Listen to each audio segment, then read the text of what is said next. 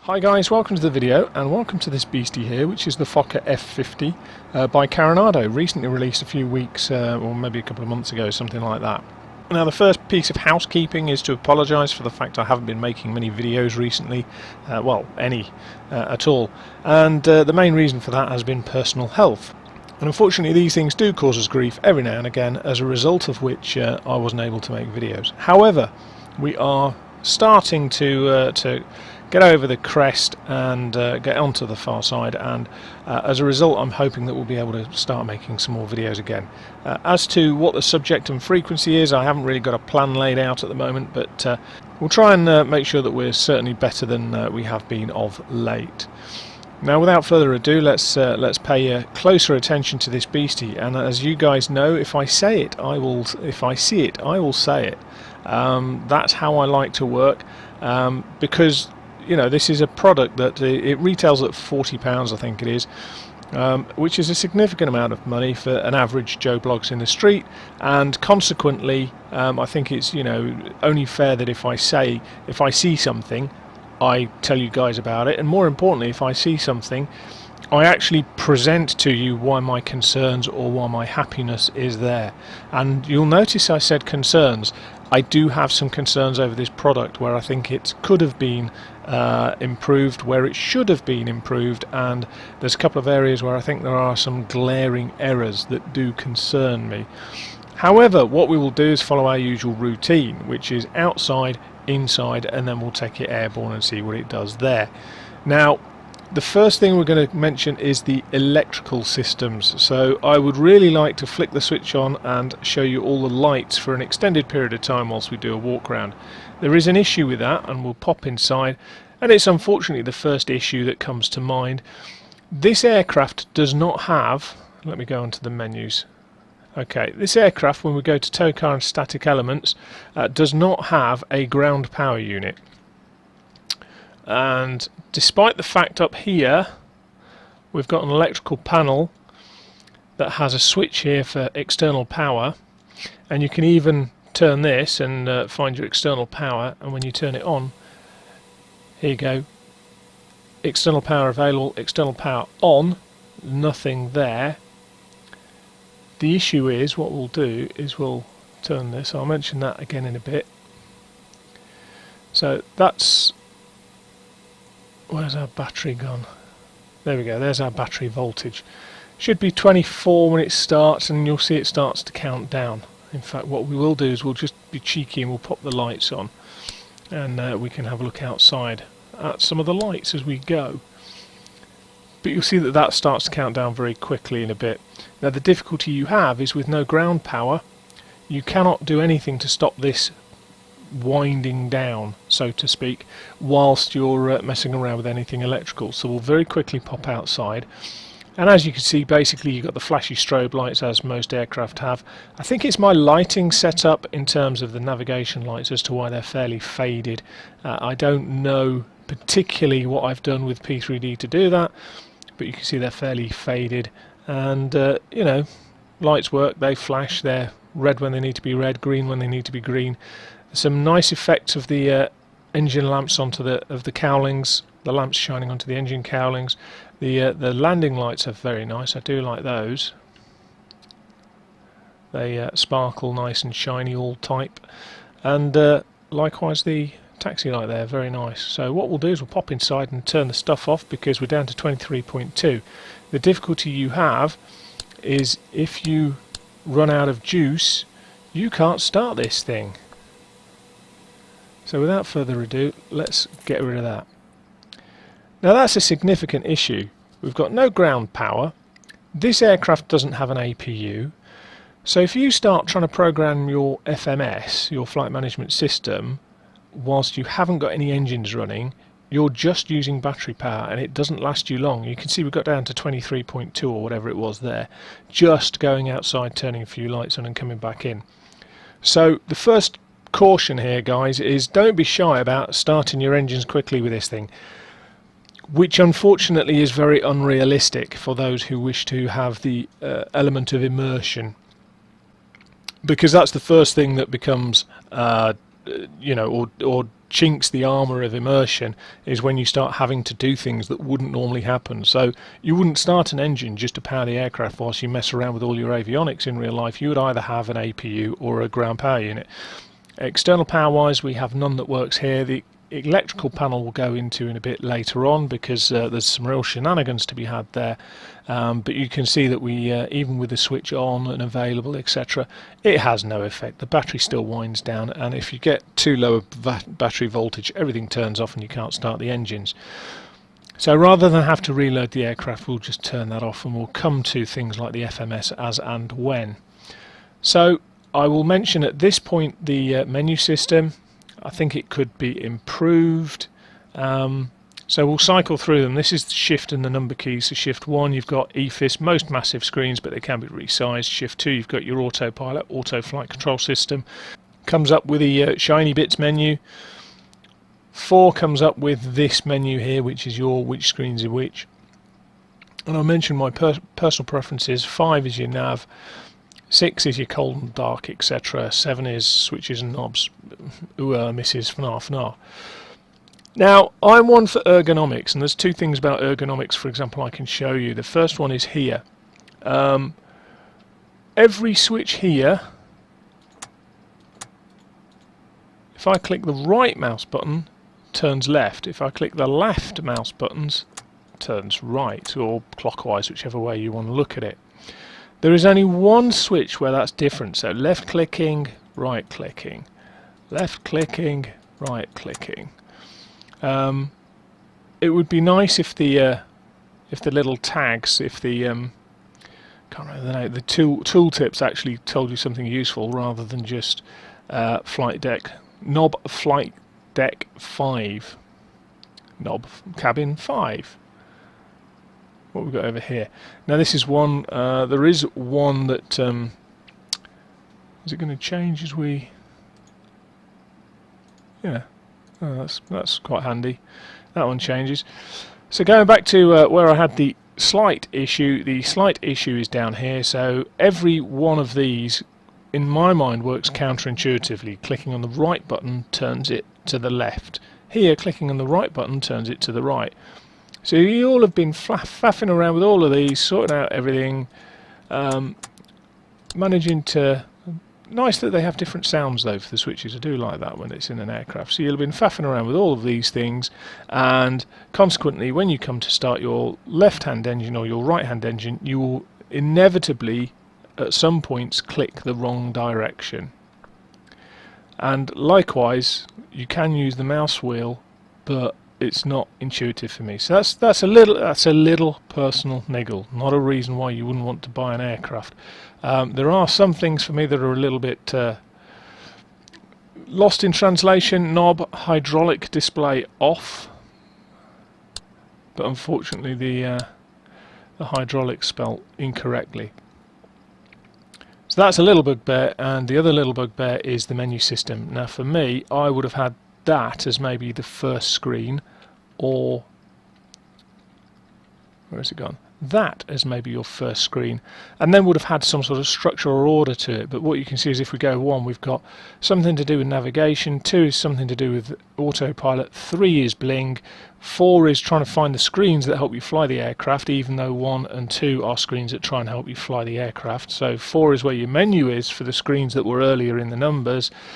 Then you've got something that helps you navigate the aircraft completely the opposite end to where the other things that help you navigate the aircraft, and then you've got your cold and dark, which for me that should probably be your first screen or potentially your last, so that you don't mess around with it. And in effect the first screen should probably be that menu screen for me, because you can't click on any of the screens or the FMS or anything to pop them out. So you can remove the yokes, which I always like in an aircraft, because certainly something like this, it blocks your screen. So yeah, whilst we've got the menus messing around, that's what we want. You can see the problem now is when you try and remember which one is shift 3. Is it shift 3 for this, or shift 2, or shift 1, or shift 5? That's why I like to click on a screen and go, you know what, I'd like to see that bigger. Ping, ching. Right. You do have a selection of bling that you can add into the aircraft if you wish. Tow car, passenger doors, etc. will open the passenger doors. Other things that are available, VC windows. You can see that you can clear the VC windows, which depends on your system and your lighting and your preferences, really. I like the effect of having it there. A little bit of grubbiness never hurt anyone, I think. But nonetheless, passenger door set opening, but we haven't got a tick there. Let's see what we've actually got. Why didn't that open? There we go. Nice animations with it, though. We do like that, with the air stairs coming down, etc. Now, I'm not going to do the cargo door.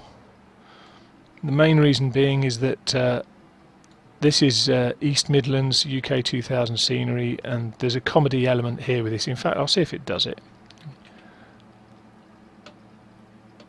Service doors.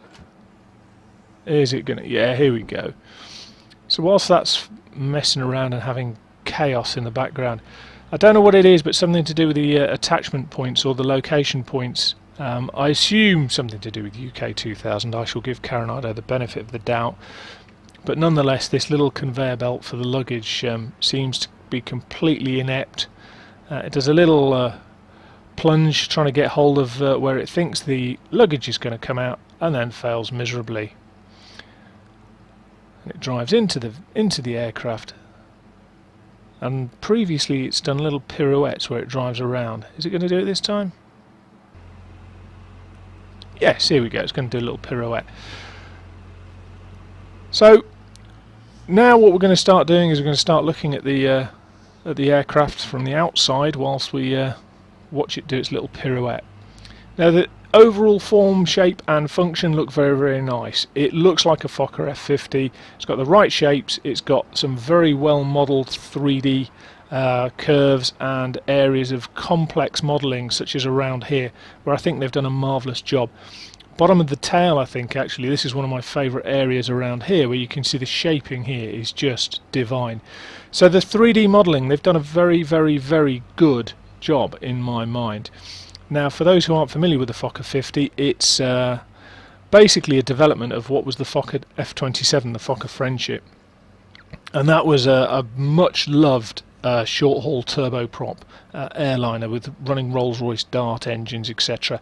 And this is the modern version of it.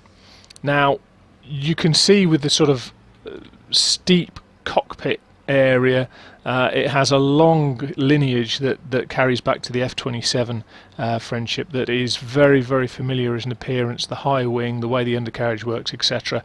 All very, very familiar to those who've had anything to do with the F27 or have any affinity to it. But either way, you know, the fit, form and function, I suppose, is the best way of looking at it, is very, very good. At the gross scale, excuse me, my voice is all over the place today. So as we zoom in and go a little bit closer, we can see this is occasionally where a lot of aircraft and products fall apart. This isn't too bad at all, to be honest. It's Carenado, though, so one of the things we expect from Carenado is they do good work in terms of the visual aesthetics and modelling of an aircraft. And this is no different. So, for example, you've got nice touches, like when all the ground equipment is in, there's no cabin, there's no crew, pilot crew, etc. 3D objects are nicely modelled on the outside of the aircraft. There's lovely lighting effect to it, lovely shaping. There's areas where the shaping is absolutely divine and the lighting capturing this is lovely. Areas that are metallic look metallic, areas that are not metallic look, you know, have the right appearance. Lovely aging and sort of oil markings along the bottom of the cowling here. And overall, I have to say, very, very good. The prop hub for me is lovely. However, you can see occasions where it's not quite to, I think even in some of their cases, some of their standards. So although we've got nice 3D modelling here, it doesn't take long before you zoom in and you realise that there are some issues with the textures. For example, where there's lines that don't join up in terms of panels. The catches here for the radome, I mean the radome area just for me looks a bit scruffy, but the catches here, they're obviously just 2D prints, not 3D objects, but nonetheless they just don't quite fit the appearance of a lot of Carenado's products of old as well. And I think sometimes the textures just don't bear close scrutiny. Other areas, they're very, very nice. But I think once you know, around here, this is really quite decent. Here, a little bit jaggy, not massively impressed with the curvature of that. However, as I say, there's areas where it's lovely and areas where it's not so lovely, if we're polite about it. Now the lighting effect is very nice. I do like things like the flap hinges, all very good. Absolutely love the shape of the wingtip, how they've managed to get the shaping around that. Beautiful. Upturned wingtip does exactly the same pretty much as the wingtip fences on things like 737s, etc. Basically it reduces drag at the wings. Very, very nicely modelled indeed. That, love that shaping. That round here is just beautiful. So it really is very much, you know, standard Carenado. Very nice, very pretty to look at, lovely lighting. Generally textures are pretty good. The shimmer and shine off things is very, very good. In terms of very fine detail, there's not a lot of very fine detail. All of it pretty much on the wings is two-dimensional, other than, you know, the odd prominence such as this. But fundamentally, actually, you have to say that overall it doesn't look too bad at all. I do like the props, 6-bladed props on very nice looking cowled engines there. This aircraft's significant to me personally because I was actually applying for jobs with Fly VLM, which will lead me into the liveries. There's 2 liveries that are significant to me. There's 10 liveries in total. Well, there's 20 liveries in total, but it's 10 liveries, normal liveries, and 10 light liveries, which don't have interior cabins and therefore I assume are focused on improving your frames per second or your smoothness or your sim, however you want to look at it.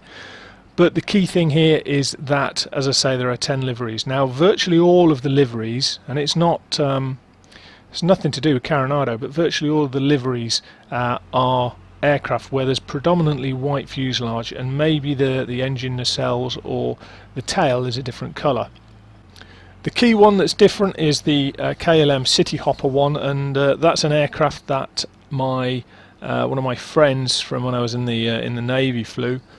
He went on to become a captain on Fokker F50s and indeed flew for KLM City Hopper.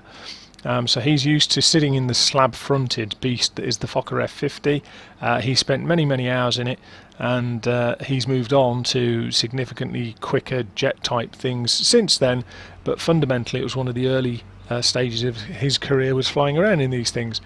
The second thing is that I was actually, after I qualified for my commercial licenses, I was actually applying for jobs with Fly VLM, who predominantly operated out of London City at the time. I'm not really sure what their current operations is, but they at the time they were operating out of London City, and I think they got bought out, and then I don't quite know what's happened to them since. I think they're still operating in some way, shape or form, but the thing with airlines is that different companies buy different airlines. They keep names, they do this, they do that, they co-chair, they do all sorts. So who's actually operating this? I haven't got a clue. But really that's the key for it, guys, is having had a look at the outside, you know, we can see that I think it's all pretty nice in terms of its standard. Now, a lot of things on this aircraft are tucked out of sight, so there's a lot of the fine detail, for example, that might be on exposed and visual on other aircraft are not visual on this. It's not got a massive amount of detail that they could have put on it. There's a lot of stuff tucked out of sight in these birds. But what's visible is certainly more than adequate, and on most occasions very, very nice indeed. Please, please, please excuse the fact that it's sunk slightly into the ground. I believe that's more to do with my scenery than the F50, although that's an assumption on my part. So popping back in, we've discussed the electrical issues, so what we're going to do is have a look around the inside of the cockpit, but we're not going to turn anything on at the minute. So again, we need to look at fit, form and function really, and see what we think in terms of what we have around here. And again, I have to say, it's to the usual Carenado fare. Now, if you were to look at clickability, there's not a lot in here that's actually that clickable. So for example, you can't open windows, you can't fold down any drinks trays. There's not a lot that's clickable in terms of you know, engaging with your environment. There are some things, but there's not a lot that actually can be done other than basically flying the plane. Before we go any further, what we will do is we will pop through here. Is it going to open?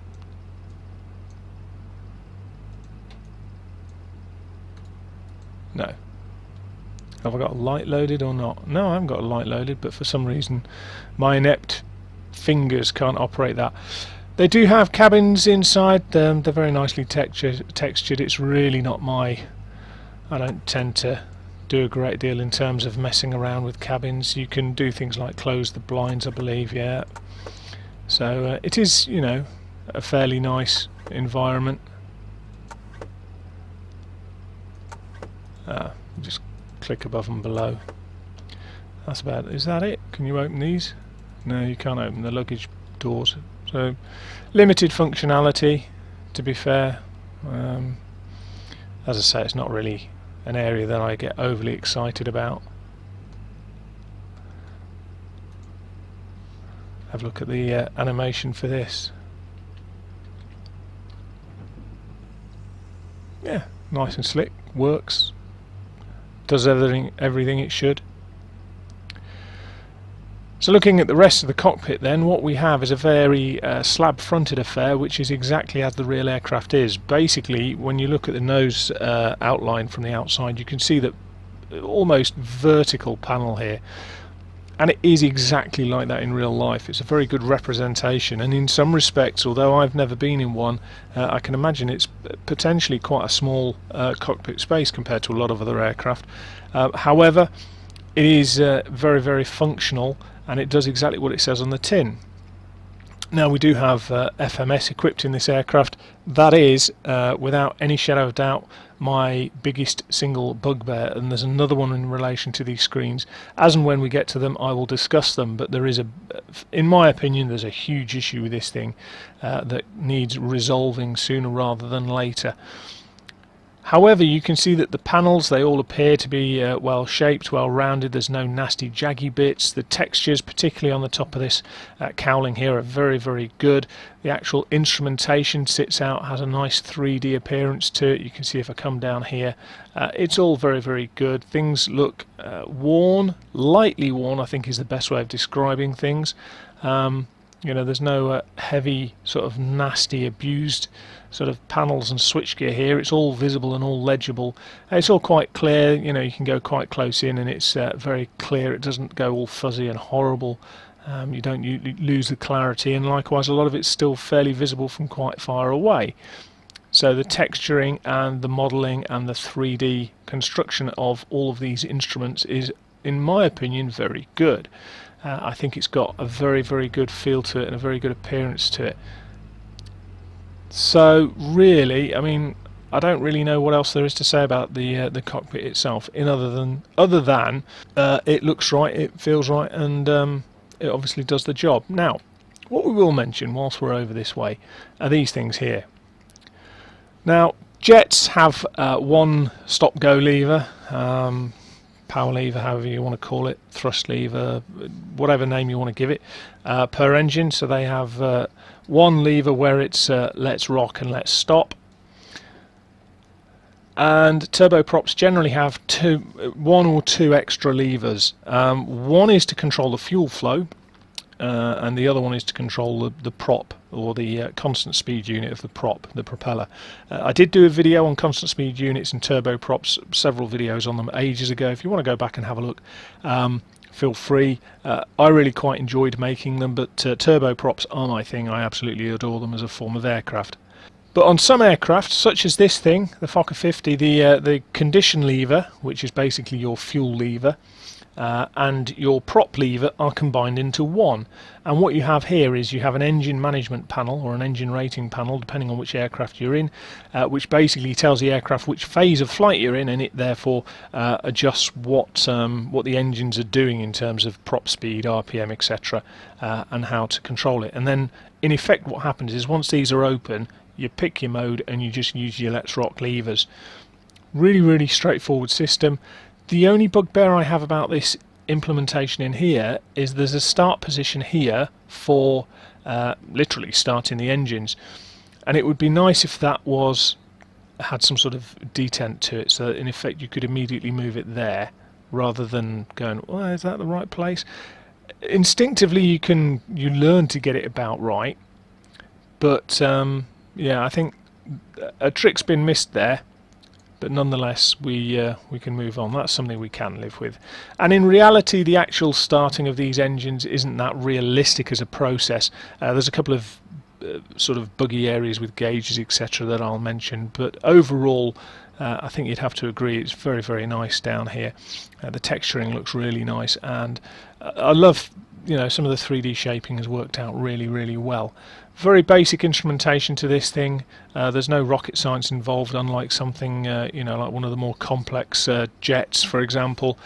It is literally just basically what you see. Now what we need to do is get an engine started, because without an engine started we can't have our power, and without our power we're not going anywhere. Right, without further ado, we will bring this across here, because this is significant for what we're going to be doing, and significant for my, shall we say, my bugbear, or my biggest grief. Flying East Midlands to Edinburgh, we'll just zoom out a little bit, and it's a ridiculously simple route. So it basically follows a standard instrument departure to Trent, and then from Trent it goes to the Pole Hill VOR. It's following the November 57 airway to that point, and then actually you could do without a bevy, but it follows the November 601 airway all the way up here to Taller, and then from Taller we're just doing an ILS approach to Edinburgh. Really, really straightforward. Not even doing a star up here. But really straightforward, and you can see that as I zoom in there are potentially a number of waypoints along here that you would expect an FMS to include. So you'd expect all of these points in the leg to be included, and it's significant because some of them, for example Eskdo here, are alternative start points for stars. So in effect, rather than going straight for the ILS, you could potentially end up being given a star, for example, and one of the stars starts at Eskdo. So it's important to know that these points are available to you in many respects. However, as I say, we've got a very simple route, and I will also bring across this now.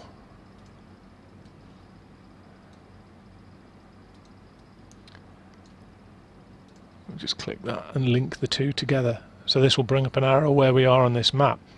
Let's go to East Mids, charts, and we want the departures, so SIDS, and we're doing the Trent to November. And we're doing this because I don't think you can get a much simpler SID than that. We're taking off on 27, we're climbing direct ahead to 1 mile, and then we're turning on to 300. And we've not really got much in the way of height constraints other than climb up to 6,000 feet and make sure that at 12 from the Trent DME you are 3,000, and then obviously at 7 from the Trent DME 5,000, and so on. You must be level at 6,004 from the Trent DME. Literally you've got 2 turns in this thing, one after a mile to get onto 300, at which point you then fly until you intercept this radial. It's a pretty straightforward SID, so there should be no challenge with that, and I've deliberately chosen a simple SID. I dread to think how this thing's going to get on with complex SIDs, but I will explain all as we go. So what we can do is we'll get rid of that as well. In fact, what we will do is we'll put it onto its route. If you haven't seen this before, guys, this is Navigraph. Now the FMS system on this aircraft is updatable by Navigraph. Most Carenado aircraft with FMS are, that I'm aware of, and they basically have a standard Carenado sort of almost folder for your Navigraph stuff in the sim. It is updatable by Navigraph. It becomes important when we start to discuss the FMS in terms of the deficiencies and the questions that I would ask over it. Now, with regards to Navigraph, I always like the ability to update Navigraph data and flight data, but one of the things they do now is this charts desktop, which I really like, because you can put routes in, or you can just do single individual airports, and in this case we've got a flight East Midlands which is going out to Edinburgh, and as a result of that you can see on the right now it's pulled up the ones that I've already had a look at. So I've got a quick menu there. If I go back here, we go back to our route page, and you can see it also acts as a moving map, which I think is a fantastic thing. So all you need to do is, if you have Navigraph, have a look at the charts desktop, have a look at FSX P3D certainly. I think it works with X-Plane, I'm not sure, it may not, but it uses a little piece of software called SimLink to link this to the sim, and then away you go. Really, I found it recently very useful, and the reason I find it particularly useful is if I go here and go to here and here, you'll see it can help us taxi charts as well. So if I zoom in, you can see we're here on the central apron, we're pointing north, and we're going to have to come out here, and we're taking off 27, so we'll have to come out, taxi off to the east, all the way around here. We might take off at the intersection at Whiskey 1, we'll see, because we're quite light, we've got plenty of power and runway available for what we need. It's quite a long runway. This is the busiest, or the biggest, I can't remember if the busiest or the biggest cargo airport in the UK. So at night it's still fairly busy and fairly active. So I can't remember which firms work there, DHLX, FedEx or whatever, but it is a busy place. I did a lot of my flying when I was doing GA flying out of East Mids, and it's actually remarkably good for putting airliners alongside Cessnas. It balances it really well. I had a lot of fun when I used to fly out of this place, and the air traffic control are really good as well. So I had a great time when I was flying out of this place, but that is nothing to do with what we're here for today. Now, I've had to reload the aircraft because when I did the earlier part of the video, the battery did run down sufficiently that I couldn't start the aircraft, which was most frustrating. So you will find that as soon as I flick this on, the battery is already fairly high at 24 volts. What we do need to do is we need to turn the fuel pumps on, and really all we need to do then after that is put the engine start to on. Now we're going to click that to the right, and then we're going to pop that to the start position. We'll pop outside, typically to the wrong side. I do like the noises, the sound effects here are very nice. There is an issue though. The sort of waff sound you hear is normally when the blades are still in a fairly feathered stage, and in effect what's happening is the blade is hitting the air as it's turning, and it feathers and it unfeathers, sorry, as it gets to a certain speed. In effect what happens is the blade needs to achieve a certain speed because of the auto feather mechanism. Now it doesn't quite match. If you ever watch a video of these things starting up, you'll find that the props on this become a disc in terms of turning very much quicker than in real life. There's a much longer delay where the blades are still visible as a series of blades, rather than here where we got to this disc stage very quickly. First thing I'm going to point out is I love that engine sound. I absolutely love that engine sound.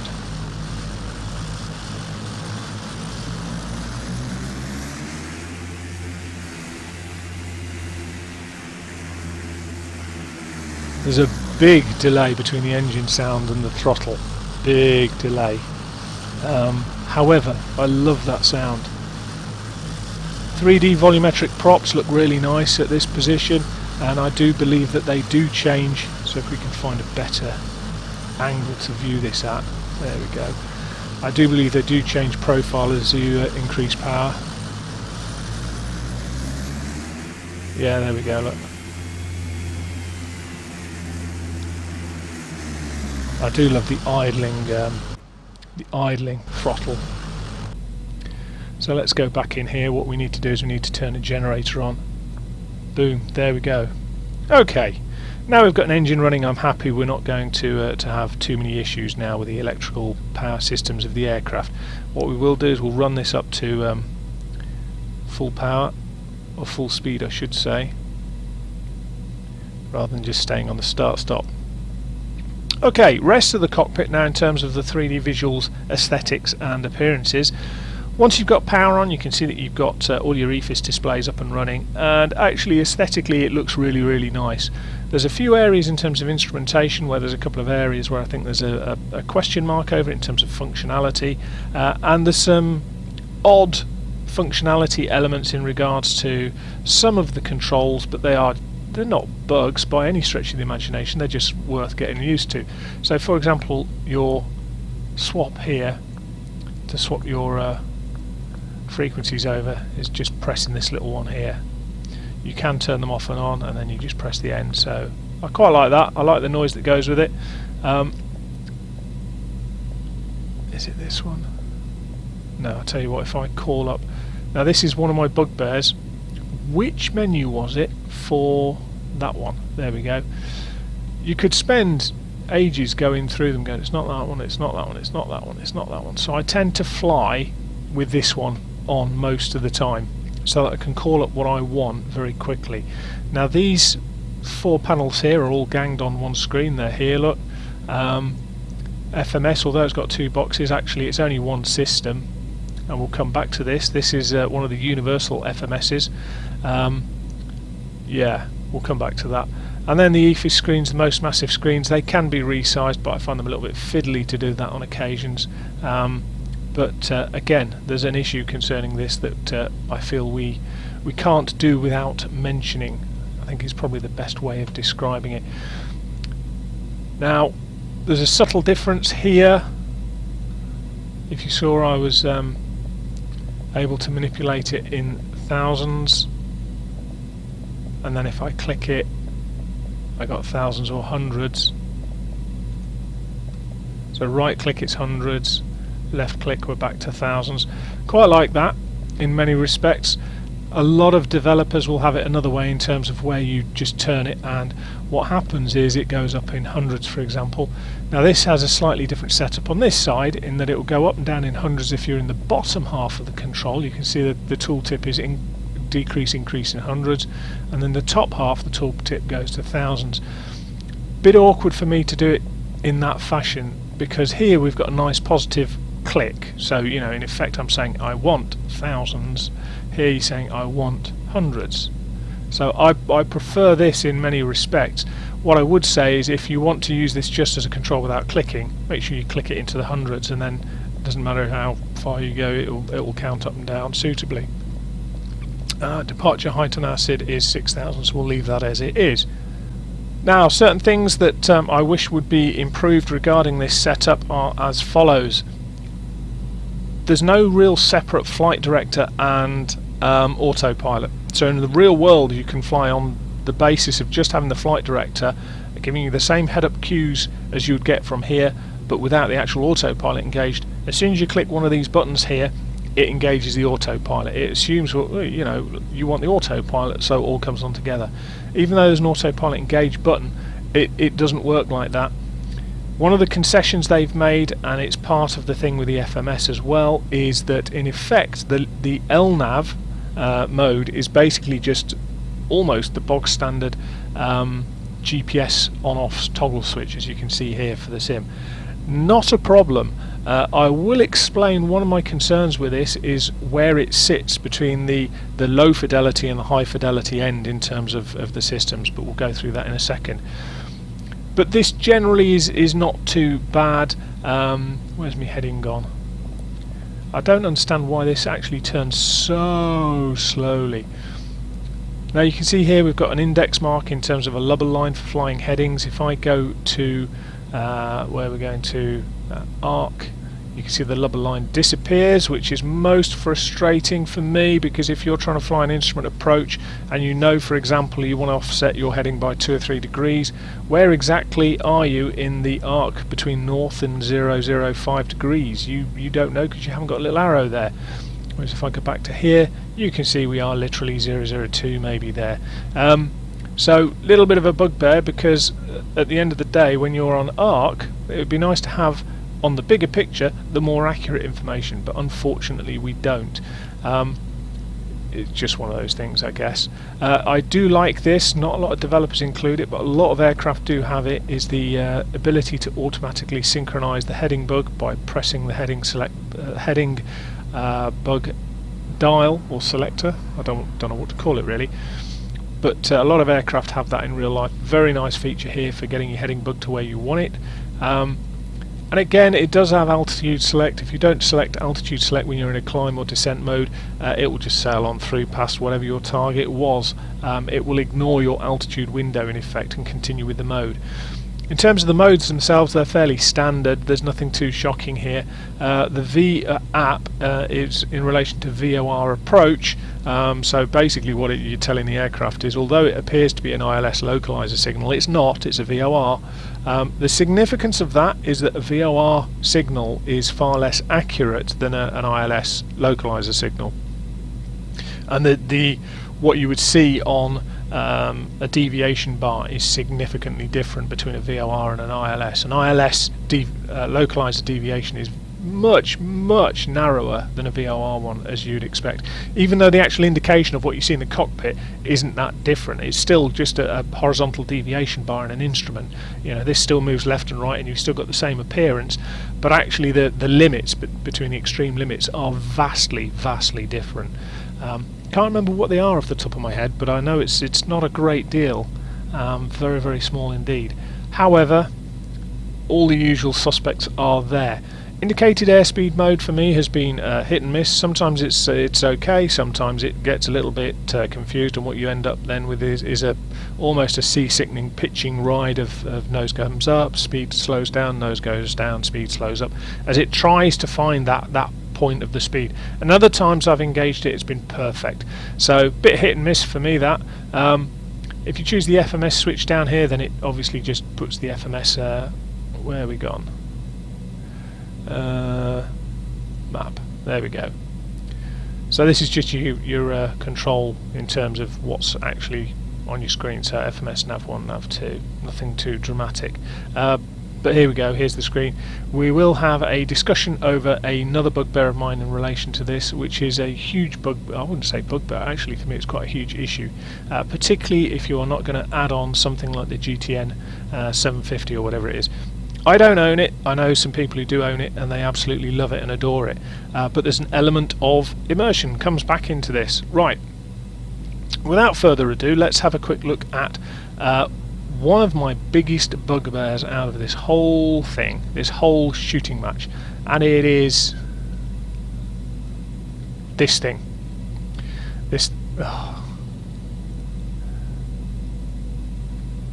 I hate the fact that you can't click and drag easily. You have to find a point where it hasn't got the hand. Okay. Now, the universal flight management system there's lots of different variations on it. They're used in a wide variety of aircraft. The one that's most prominent in the flight sim world is probably the one that's in the Majestic Q400. And I did a video on that, basically testing it, and it came back as being very true to life in how that operated. This is at the opposite end of the spectrum, and I'll show you why, because we're going to program a route in. Now, a couple of things before we go any further. I did a video ages ago on the Just Flight DC-10 HD. It has an incredibly basic flight management system. It's not massively realistic, but it does have one function that really makes it superb for, shall we say, the low fidelity user. So somebody who's not necessarily after spending half an hour crunching numbers just to get the flight plan to put into the whatever. You get the picture. And the fundamental thing there is that you could go up here, you could go to scenario, you could go to flight planner, and you could create a flight plan, and the FMS could then load that flight plan, and as a result it would then show your flight plan, or enable you to follow that flight plan that you'd set up using the in-house FSX P3D flight planning system. So if you're at the low fidelity end in terms of the avionics you're using, for me that is the best way of doing it. If you're using that sort of kit, you're not interested in going through SimBrief or PFPX or any of that nonsense to find all of that fine detail. However, at the other end of the spectrum, you've got the PMDGs of the world and the Majestics of the world and some of the Aerosofts of the world, where it has the Navigraph database, and it enables you to make full utilization of that in terms of your FMS, and your FMS allows you to, where possible, mimic real-world operations of these systems. Now, unlike the simpler systems, they don't allow you to use the built-in flight planner in FSX or P3D in most cases, but what they do have is the ability to import flight plans from places like SimBrief, or they have a relatively straightforward manual inputting pathway. Now, I quite often don't even bother with SimBrief. I will just literally put in a flight path. I'll go to skyvector.com, I'll pull off a flight plan like this, and I will just basically program that line into the FMS, and away we go. Bob's your uncle. Really easy stuff. This is not easy. This is an absolute nightmare. And the biggest single reason it's a nightmare is it does not recognise airways.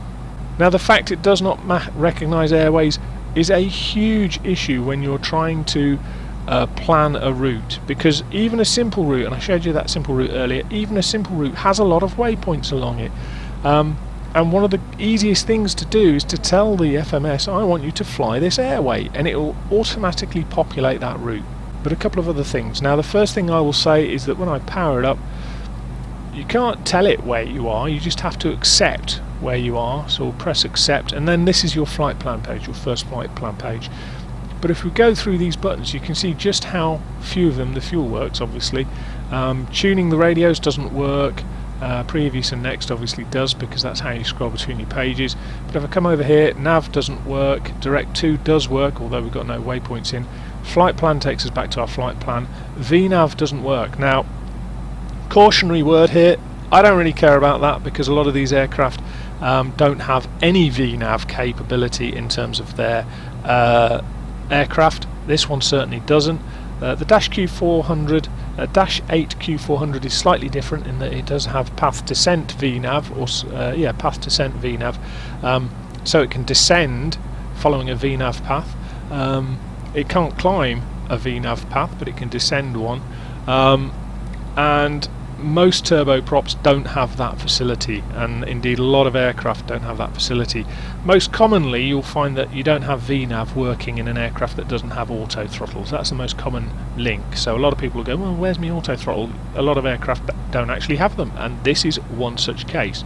So when you're choosing indicated airspeed mode on your panel up here, it won't change engine power, it will just change the aircraft's pitch to try and maintain that speed.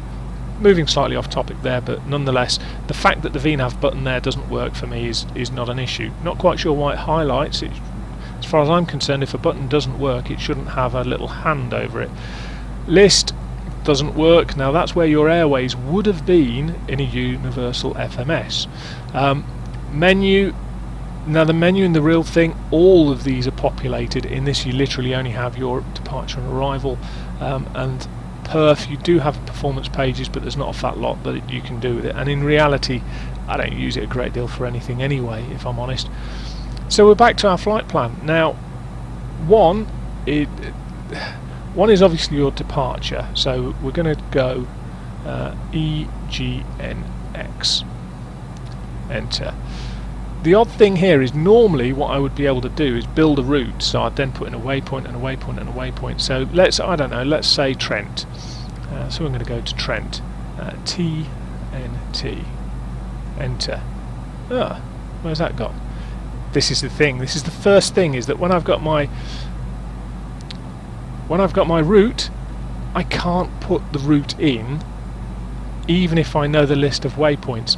2 in this case is your destination, which is just ridiculous, because then what happens is you end up EGPH. There we go.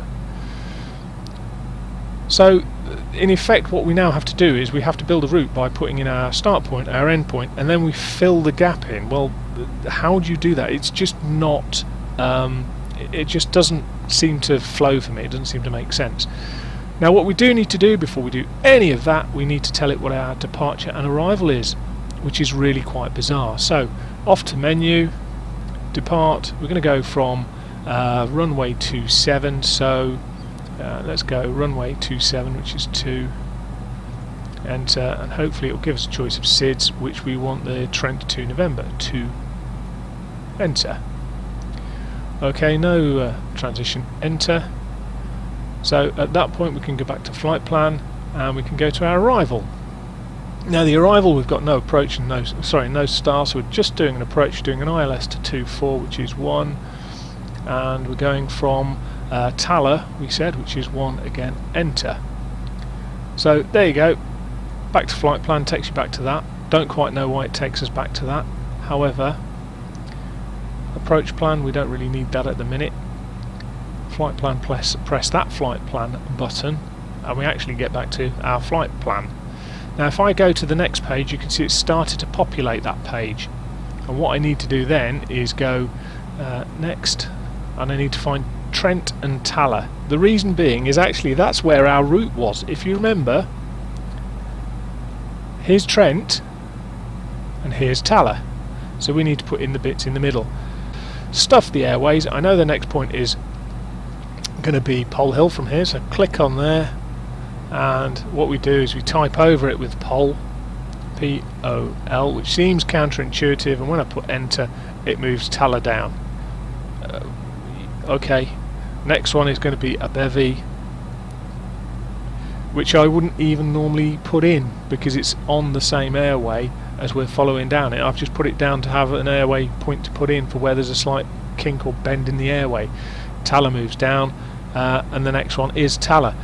But can you imagine doing that for any extended route? I mean, this is a really short hop, but can you imagine doing that for an extended route? Okay, we mentioned there's no VNAV. You'll see here it jumps from 6,000 feet at the end of the SID to 6,000 feet at the start of the approach, and in between it expects us to get up to 25,000 feet. The F50 is no star performer. This is not a particularly rocket ship-like performance from this aircraft in the real world. The probability of us flying at flight level 250 in the real world is very, very slim, I would suggest. So quite why it defaults to 25,000 feet, I do not know. However, even though you can click on the buttons, you cannot change them, which is great fun. So you've got absolutely nothing. This is just completely uninteractive garbage in my opinion. The only thing it does do is it tells you what your particular points are, and you'll notice it doesn't say at or above, it just gives you the base number. So again, for me that's rather disappointing. It does have the missed approach information, but to be honest, by then I've normally landed by hand, and you know, sometimes the frustrations of things like that lose the immersive element of it. Now you can see it's got our first leg selected out to our 1 mile point, and then you can see it's got the times etc as we go down in terms of mileage. Quite how it thinks there's 30 miles from there to there, I don't know. Oh, that's right, look, it's put Trent in twice, so without further ado we can get rid of that, we can delete that. Doesn't check, so you can inadvertently delete things without realising, but that's a bit more like it. So we've got 1 mile, 12 miles, 15, 19 and so on and so forth, because then we get to the real Trent here, and then we continue, out we go. So at least we have a route in, woohoo! At least we've got that bit done. So let's try and get rid of that, which this is, again, that's one of my bugbears, is trying to remember which button I need for what. Okay, now we have a route in. We're just going to bring that up, and we'll bring this up because we're going to have a look at the range information here. Okay. I'm trying to find somewhere that I can click on it to drag it. There we go. Right, let's bring that over there. And I'm going to come down here like this, because here is a slightly, for pity's sake, there we go, can drag it with that. Here's a big concern for me. The whole point of these is that you can pop them out and you've got a nice big screen that you can use for your relevant information. We have a hiccup though, and well, I say a hiccup, it's much more than a hiccup. We have a significant issue, and the issue is as follows. Let's move out and increase our range. Now, as you can see, we have two completely different displays. this is 10 miles and 20 miles. 10 miles and 20 miles. Between 20 and 10 and 20 miles, well, inside 10 miles we've got 2 here. We've got 1, the other one's outside of the 10 miles. Inside the 20 miles, look, we've got 1, 2, 3, 4, 5, 6, and then some mess up there. Here we've got 1, 2, 3. The ranges are completely different, guys. Completely different. So then what happens is when you start looking at, let's say you've got your flight plan up, you start looking at where am I in relation to my flight plan. Well, you can see that here it's starting to get some information. That turn point there is that turn point there, right on the edge of your limit. The other element that's there is that these are all airways intersections. There is no way to declutter this screen. Absolutely no way. Normally that would be done on most aircraft through the flight management system, but we've got a ridiculously small flight management system capacity or capability, so you have nothing in your arsenal to help you declutter that mess. And it's a mess, come on, let's be honest, that is just horrendous. How on earth are you supposed to get any information out of that? And then you get an airfield, look at the size of that! That's on an 80-mile range. I mean, the airfield symbol itself must be the best part of about 8 miles across. I mean, that's ridiculous. So, as you can see, the avionics side for me is the first big letdown, huge letdown in many respects. You've got an FMS that is, in my opinion, utterly inadequate, and you've got EFIS screens that are utterly inaccurate. Just so you're aware, guys, these appear to be the accurate ones. If you're wondering which of the two do I use, these appear to be the accurate ones, which is a shame, because the ones that you want to pop out to help you see, because you don't want to start squinting in down here, the ones you pop out are inaccurate. What that then means is that it's very difficult to have your spatial orientation in terms of what is going on. However, we deal with what we deal with. Now, what we're going to do is we're going to go up here, we're going to start the other engine, and then we're going to have a look at the electrical panel, because the electrical panel gives us a great deal more fun to be had, says he, tongue-in-cheek. So what we're going to do is start engine 2. You can see we do have differential fuel flow. You can use fuel cross-feed up here, look. So you can mess around with the various pumps, etc. And you can see that we do have our various electrical facilities down here in terms of generators, transformer rectifier units, etc. But we'll come back to that in a moment. What we will do is we'll start number 1. So we've got the ignition, start number 1. Pop that up to there. And we will then look at one of my other bugbears. Look at this gauge here. That's your prop speed. If you ever watch these things start, the prop speed winds up and up and up and up and up. And it generally won't go, if it does go, but it won't go much higher than its idling prop speed. It certainly does not go to 120% of prop speed. And the reason for that is, if you remember, when we start the engines, the props are in a fully feathered condition, so you're pushing paddle boards through the air. It cannot physically accelerate that fast. It just can't do it.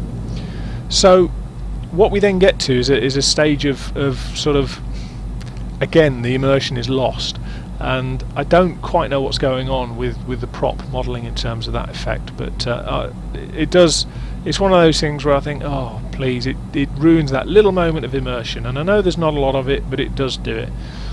You can see, however, once we've got the engine started, they are reading different temperatures, different needle settings, etc. So there is some difference between the engines in terms of the condition levers down here.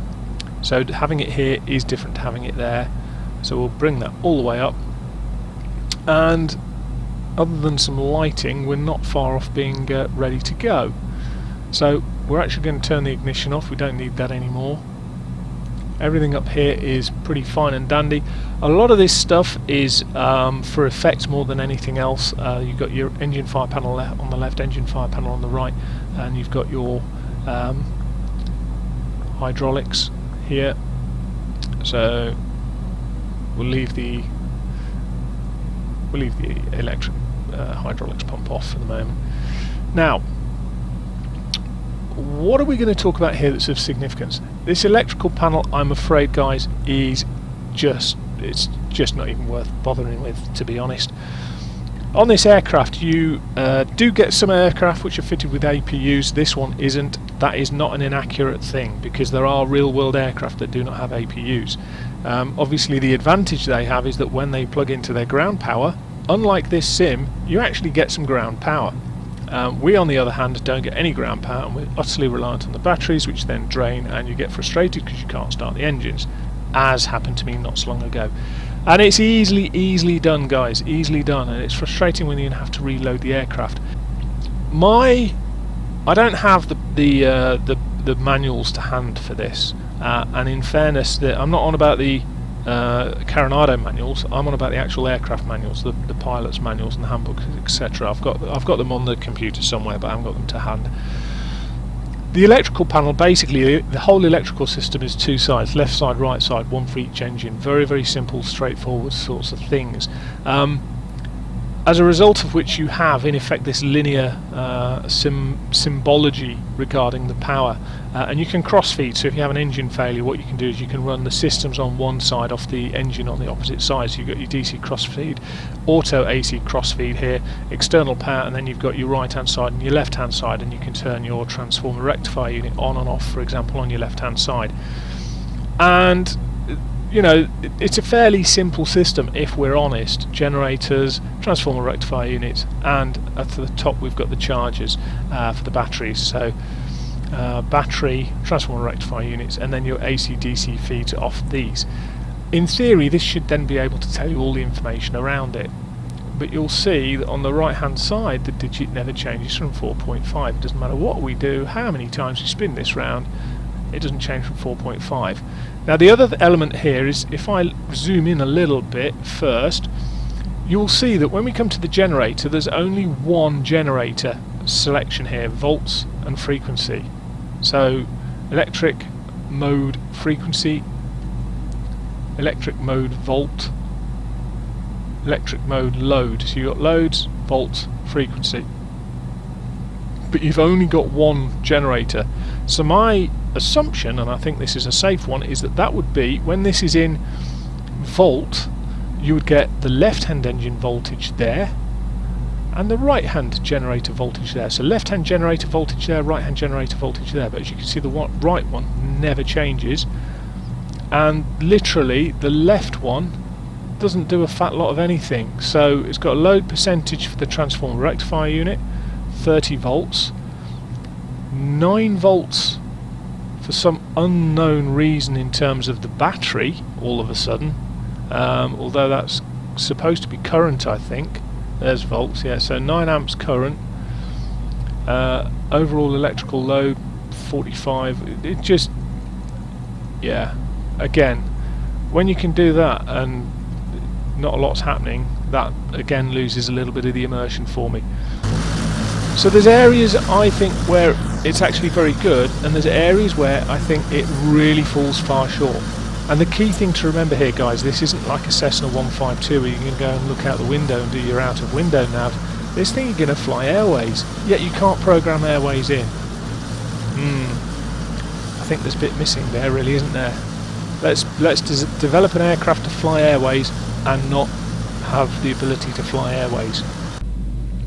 So what we'll do is I'm going to cut the video now as I taxi out, and we will then have a look at the takeoff, the flight, and the subsequent landing. Okay guys, so here we are, just about lined up ready for takeoff. Couple of things before we take off that we need to, well, basically keep an eye on. First thing is, if I go up to the FMS, the very first, oh, he nearly clicked and turned it off. The very first leg is only a mile long, although it's got 2 miles here, but I suppose it is 2 miles. It's from the end of the runway to 1 mile after the India Echo Mike Echo. But anyway, this distance here, you'll notice the first line is highlighted magenta. That's because that is our active leg. One of the issues I've had with this previously is it not tracking the active leg, so we'll see what it does this time. In terms of that, we can also see that on the EFIS, you can see just down here in this absolute monstrosity, this is so you got the Echo Mike Whiskey here, which is the westerly NDB beacon used for the instrument approaches and procedures for East Mids. There's another one back here which is the Echo Mike Echo. But anyway, you can see the first leg is this very short one. In fact, if I go up here and block the runway by going down here, you can look at the state of this. Come on, this is where we start to get a bit sort of frustrated with things. If I go right down in the range, you can see that these two positions just don't even line up closely, not even remotely close. And you can see here that our first turn point at 2 miles is on here, but it's not on here. In fact, actually it says we've got 2 miles. According to this, it's 3 on that one, because this is a 2 mile arc, and it's 4+ on that one, so yeah, oh God only knows what's going on there. But what we'll do is we'll get airborne and we'll take it from there. And what we'll do is, I've had issues with this transitioning over, so we'll get onto autopilot as soon as we can. With regards to autopilot, what I will also add is that the system, it's basically a variation of the default FSX P3D autopilot system. Consequently, what that means is, as soon as you press one of these buttons, it assumes you automatically want to go into autopilot, so it'll engage the autopilot. The difficulty that we have with that, actually, let's just get that set up correctly. The difficulty we have with that is that obviously then the issue is that we don't really have a separate flight director mode as such.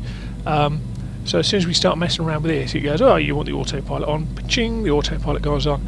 Now it's not going to be a massive issue for us here, because all we're going to do is we're just going to literally get airborne and click LNAV, because I want to watch the behaviour with regards to this magenta line here. So we'll, well, depending on which screen we look at. So what we'll do is we'll just increase the range a little bit so that we can see the magenta line a little bit more clearly, and make sure that we've not bonged off the end, so to speak, before we mess around with that. So let's get rid of that at the top.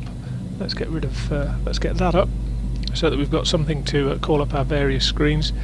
We will have our EFIS up if we can get the arrow into the right place. There we go. We'll move that right over there, and let's get going. There's a long lag between moving the throttles and the engine spooling up, and although free power turbines do have a lag, it's not necessarily that bad. That's a long lag. That's more like an old school jet. Well, knackered rudder pedals or no knackered rudder pedals, we're going for it.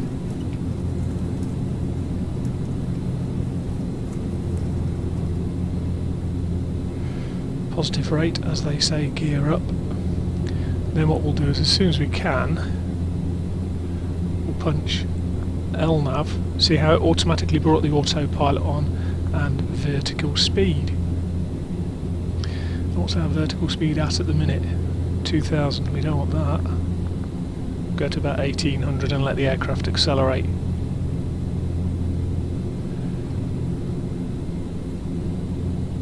At the same point. Right, now you can see it's following the LNAV, great. Not quite sure what's going on with the flight director. It's a bit wayward there. It's telling us we need to turn up and left, and we're not really doing that. We're just going along as we see fit. However, you can see it has turned onto the next leg, but thereupon is the issue that I've consistently encountered. So let's get rid of that and pull that up. The issue I've consistently encountered is it does not switch legs. And the fact that it doesn't switch legs means that it's very hard then to keep track of where you are. So I know that we're beyond this point, but I don't know how far the remaining things are. Look, if you look, the mileage is counting down in terms of the nautical miles, but the one that we're on is a bit stuck. So it becomes a pain then in terms of actually tracking what's going on. I've also noticed that you'll see it persistently tracks to the left of its if it's drawn track. But that's not, you know, I can kind of cope with that to a greater or lesser extent. What we can do is we can increase the climb beyond the 6,000. We'll just go for it, shall we? So let's get rid of that. Let's get that up. I'll wind that all the way up to. Let's go to 16, just for the fun of it. We don't want to go too high because we've got to come down the other side as well. Let's increase the range of that, and thereupon lies the disaster that is this lot. Deep Joy. and we'll just keep going in the climb until we run out of stuff to climb. Vertical speed at the minute is okay. In fact, if anything, we can wind it up a bit because of the speed we're doing. Let's get this back up and do a little bit of navigating. That is, I am clueless. So here we find the issue with this now.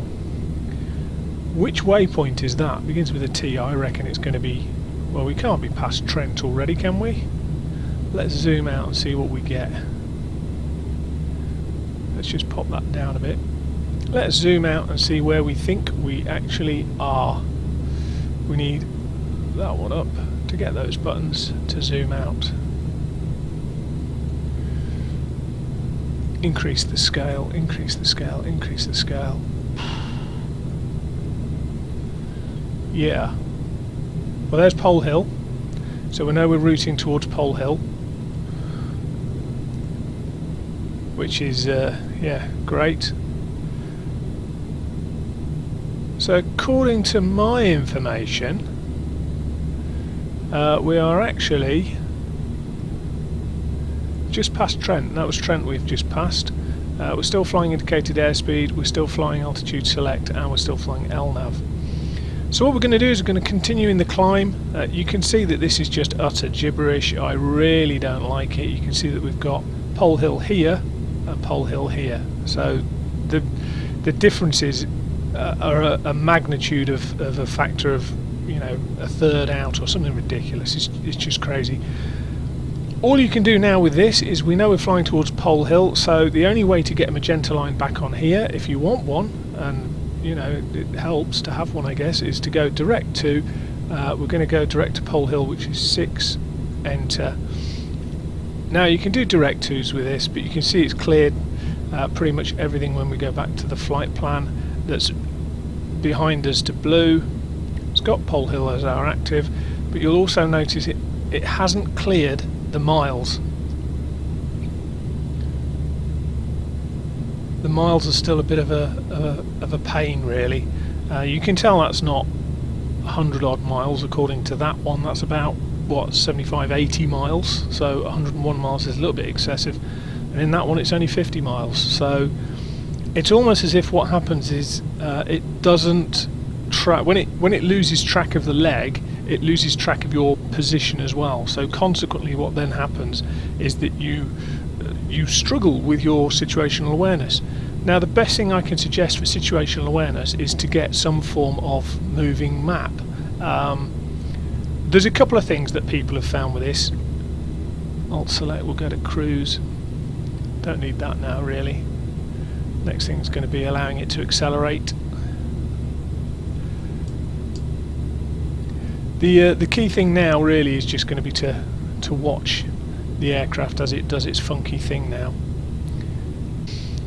There are people who have got round the issues with this by going and getting the GTN off Flight 1, I think it is, which is a very high quality piece of nav kit, and basically it's like a general aviation touch screen nav kit type thing that you will you can see a lot of other YouTubers using it. I haven't got it personally, not because I don't want it, it's just because, you know, these things cost money. But fundamentally it's a bit like taking your car GPS and putting it into an aircraft. The GTN 750 is not, it's a great add-on, and it can be used with most FSX or P3D aircraft, I believe, because basically all it does is it takes charge of your auto flight setup in FSX P3D. But the key thing here is that I don't understand why, when you've got a product that's an airliner, you would need to then go out and buy a general aviation navigation product to come back and put it into an airliner, because that then for me loses a very big element of the you know, that immersion element. I mean, we're simulating a flight here, we're not going to get too serious about it, but we simulate it and we want an element of immersion to it, we want an element of realism to it, and the prospect of going out and buying an add-on just so that we can navigate something that we've just spent good money on seems a little bit perverse to me. However, each to their own. It is a solution that a lot of people have found and have made use of. For me, it seems like a bit of a cop-out almost, and that's the biggest single bugbear I really have with this aircraft, this add-on.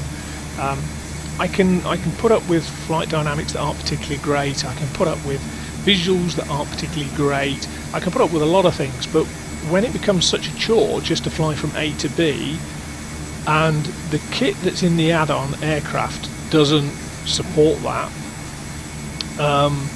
that for me becomes an issue. And I don't expect to buy an aircraft and then have to pay for an add-in or a plug-in to do what I want to achieve with that aircraft. Now, the exception to that is in terms of Navigraph. Navigraph is a subscription service where you pay for data, in essence. So yes, you can get the Navigraph charts system, etc., and all that's very good, but fundamentally you're paying for data.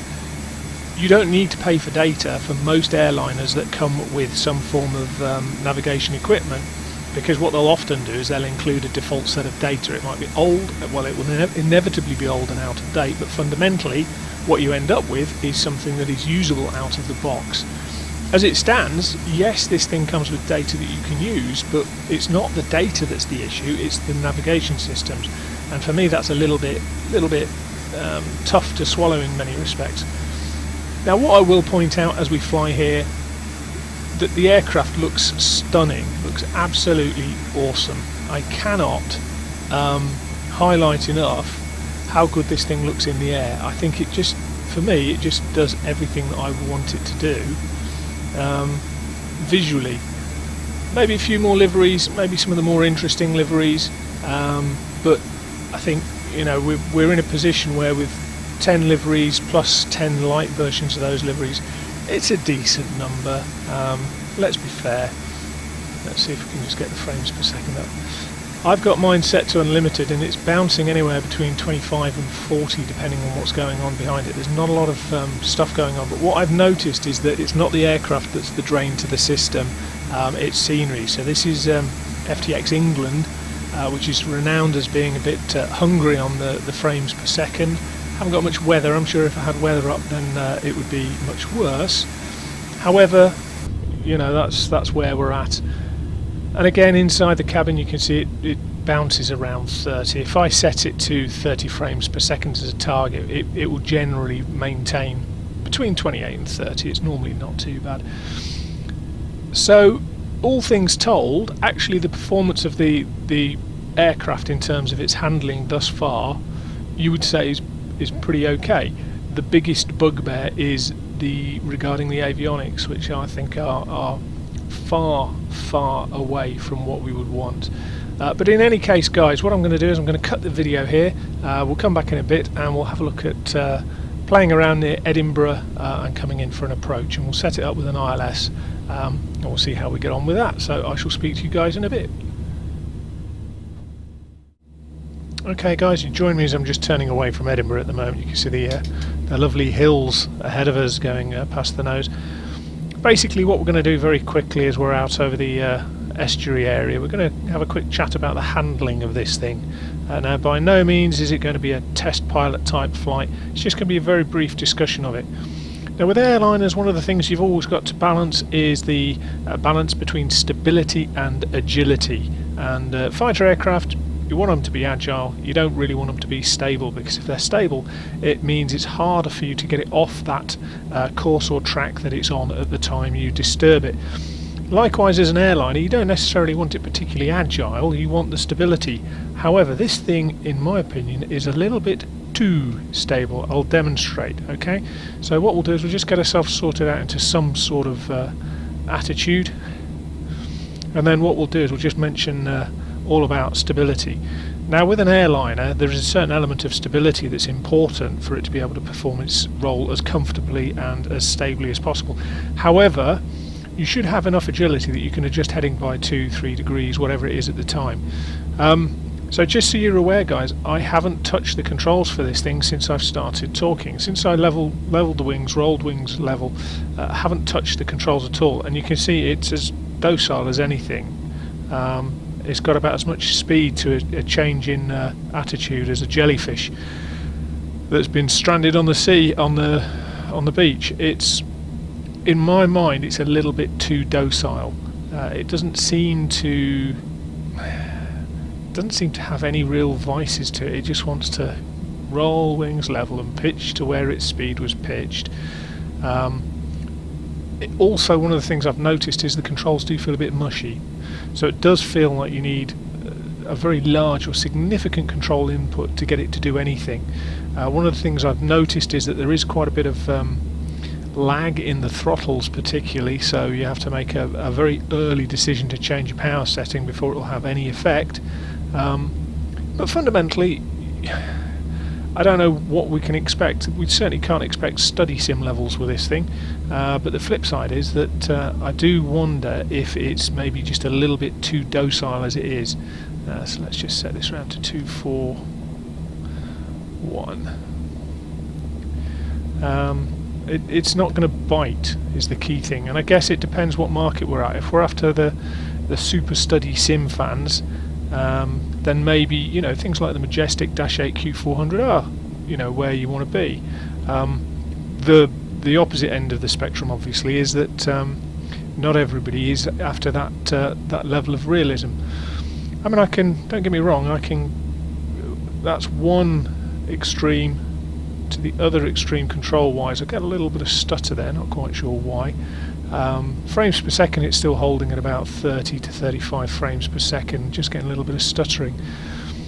However, as it stands, you know, it is what it is in terms of handling, and I think it's one of those things where you maybe have to accept that it's not a study sim and therefore you can't expect study sim handling. I just do think it's maybe a little bit too docile, and it's maybe just a little bit too stable. Of course, the payback for that is, yes, stability is great, but when you're trying to fly accurate to plus or minus 1 degree in terms of heading for an approach, particularly if you're doing an instrument approach, then it becomes a little bit of a pain then. I do like that. Nice trick. Happens with a lot of airliners. You can just press on the top of the heading bug and it will sync the heading to what your current aircraft heading is. So we've got a localizer coming in. We're not going to fly a strict ILS as such. What we're going to do is kind of a pseudo one, I suppose, is the best way of describing it. But we do have a small amount of wind, but nothing that's going to be too upsetting for us. As I say, I haven't flown an ILS, particularly not a hand-flown one, for a long, long time. So we'll see how we get on. But fundamentally, hand flying, it's basically a very docile beast. So yeah, the problem you have actually with an ILS with a stable aircraft is actually trying to disturb it to your new flight path that you want it on. So the issue there is that, oh hello, a little bit of turbulence there. The issue there that you have is trying to say to it, actually, you know what, you want to be stable. I don't want you to be stable, quite as stable as you are at the minute. I would really rather you actually go where I want you to go. So we're going a little bit fast. Whilst I mention it, speed bugs, I haven't set them because they're an absolute nightmare. We are going very, very high. Let's get down. Haven't set them because they're an absolute nightmare. You left click and right click on them, or you can use the mouse wheel. The problem is the actual mouse wheel spot is the bug, so as soon as you move the bug left or right of where your pointer is, then what happens is it moves off where the pointer is and it won't move anymore, so actually scrolling is pointless. Then you get onto the other element of it, left click, right click. You have to click the actual bug. So let's say you want to move it 10 degrees left or right. You actually have to follow it and click on each individual time, click on it on each individual occasion with your mouse button. It's just too much like hard work, if I'm honest. I'm not necessarily saying I want automatic bugs. What I am saying is that what we really need is to be back on centre line and not going high on the glide slope either. What we really need is, you know, a much better way of doing it, so that the mouse click spot, for example, when you're trying to wheel it, doesn't move. The bug moves visually, but actually the click spot doesn't, or something of that nature. Still going high. Speed's probably too high. I haven't got the V speed set up at all, so we'll see how we get on. So yeah, performance as you can see has dropped quite considerably as we get into Edinburgh. UK 2000 scenery, it's what, 22 frames per second. I'll just try and concentrate now, see if I can hit this bit of tarmac that's here for us. Ooh, going low, don't want to go low here. Don't want to go low here, but also don't want to go too slow. Trimming seems to be very slow to respond as well. Oh, this is appalling. This is not a lesson in how to carry out an ILS. But then, as I say, I haven't flown properly in months, and it's a skill which at the moment I can't say I have.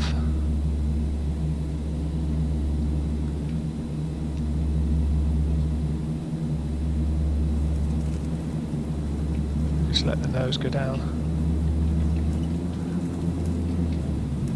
and then have my dodgy ground steering with the pedals. Yeah, my Saitek rudder pedals, they really are broken, I think is the best way of describing it.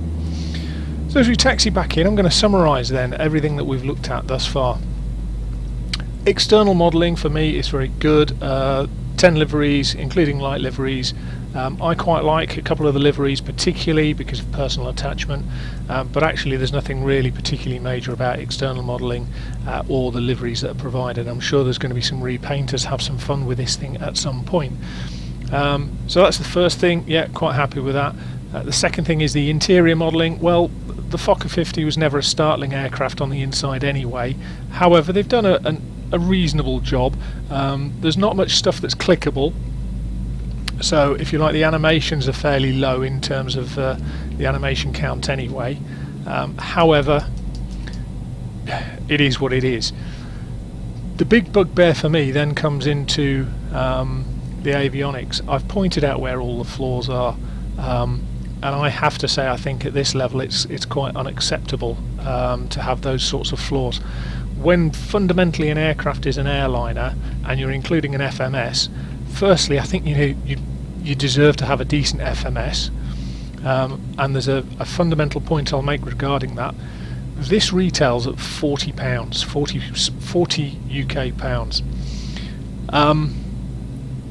And if you look at the level of complexity of the systems and the depth, etc., the Majestic Q400, Majestic Dash 8 Q400 Pilot Edition, which is not, by any stretch of the imagination, anything other than a study sim in its own right. Yes, it's the lesser cousin to the Pro, but it's still study level sim. Come on, rudder pedal, sort your lives out. That's 40 quid. It's the same price point as this. It's the same price point as the Jetstream 41 from PMDG for FSX. I know there's a P3D version 4 variant of the Jetstream 41 coming out, but it's not here at the moment. However, fundamentally the key thing here is their price point. They've pitched it into the market where there are two established study sim level aircraft, arguably.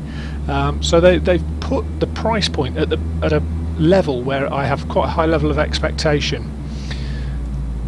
Other products that are, if you like, of similar level are down towards between £20 and £30 depending on the product. Some of them are less than that, some of them are a little bit more, but fundamentally I think they've got their price point wrong, and you're paying a lot of money, and you're paying a lot of money for something where, in my opinion, the whole avionics fit for navigating airways particularly is flawed. Add into that actually the functioning of the dials, as I've mentioned, in terms of the EFIS and the screens and the discrepancies and the ranges and the ridiculous symbology where it's got just crazy amounts of symbols on the screen. You can't differentiate, you can't say actually I want to include those, I want to exclude those, you can't say I don't want airways reporting points, I just want my route. You can't do any of that. So again, big limitation there. There are areas where it's got, for me, fairly small things. The fact that the engines spool up almost instantly to a really high prop speed and then come back down, loses immersion, but it's not a it's not a game changer in that respect. So The handling, for me, it's not convincing, but at the end of the day I also wouldn't say that I dislike the aircraft because of it. It's just, for me, it's not convincing. So I think, in summary, Carenado have done a Carenado. Visually and aesthetically it's very, very nice. For me, some of the sounds are very, very nice. Exterior nice, interior not as I would maybe have hoped, but okay. We know about some of the limitations where you use radios from FSX, etc. That's a flight sim limitation. You'd have to program outside of the sim to get around things like this with the ganged ADFs. Again, if you use the underpinnings of the FSX Autopilot, that's what you end up with here. So these are all things that I can put up with if it's at the right price point. If I do a direct comparison between this and the Majestic Dash 8Q 400, one is you know, worth an absolute, is a really good bargain, which is the Majestic. The other is potentially, for me, a little bit overpriced. So make of that what you will, gents. At the end of the day, it's down to each individual's sort of thoughts and whatnot. I do like that sound. That sound for me is just quality as a turboprop. It's down to the individual, obviously. For me, it misses the mark, and it misses the mark on avionics and price. Obviously, that's down to individuals. Hope you enjoyed the video, guys. Hope you found it useful, and hopefully I'll be able to bring you some more soon. Take care.